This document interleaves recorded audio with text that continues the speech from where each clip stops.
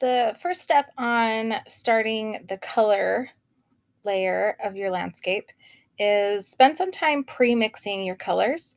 Right now you can see I'm matching the colors of the sky. And make sure to mix up with your palette knife a big pile of that paint so that it lasts you the whole time that you're working on the painting. And you don't have to mix up every single possible color, just kind of some of the main colors. So I'll have like a light blue, a dark blue, um, a light green and a dark green, um, and like a black, like a really dark green. Um, it really makes the painting process a lot more fun and speeds it up if you have your colors already mixed up. It's really annoying to be in the middle of a painting and you want things to stay wet and you want to blend. Um, and then if you have to stop and mix the color and then class is over and then you kind of start over again.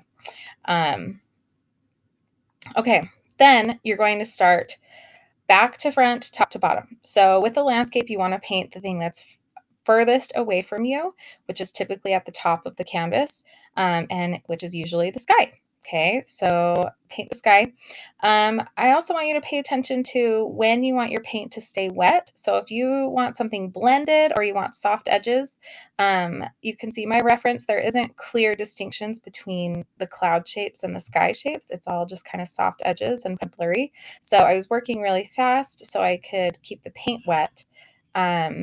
And so I could get those soft edges. Now, other layers, if you want really crisp edge, like what I'm doing with the mountain, or say like with our snowy mountains or our layered mountains, you have to make sure some of those layers are dry before you put the next layer on top.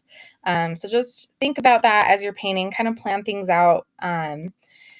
If something needs to dry, then maybe paint it and then make sure to get it painted one class period. So then the next class period, it's ready and dry and ready for the next layer. You're not sitting there waiting for it to dry. Okay. Um, Another tip is it's okay to let your underpainting show through. In fact, that's a good thing. It'll give your painting unity where that same color is just kind of peeking through in little places everywhere throughout the canvas. So you can see I left a little bit showing in like that brownish color showing in the sky. Okay. That's a good thing if you let it show through some. Um, I know my paint is in the classroom can be kind of crappy sometimes. If it's transparent, like it's just not layering and covering up what it should, then you probably need to wait for it to dry and then add another layer.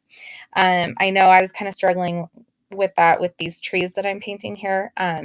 Because I painted the dark stuff first and then trying to get the lighter paint to show up on top of it was kind of a struggle. But also, as your paint sits in the palette for a couple days, it does get like thicker and less transparent. So when it comes straight out of the tube, it's kind of more transparent. When it's older paint that's been sitting on your palette for a while, it's actually kind of better paint, I think. Um, okay, and then remember to use your correct brushes. Okay, so if you want detail, um,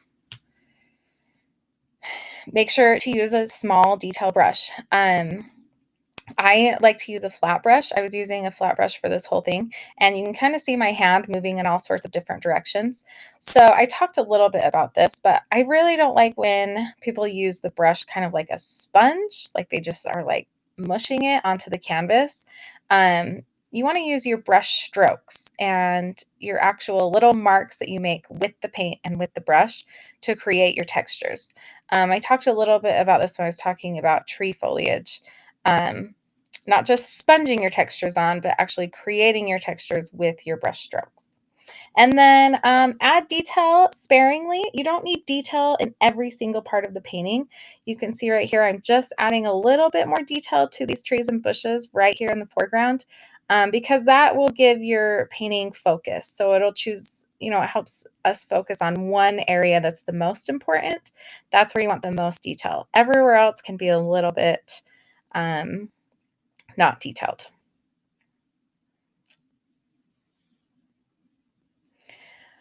And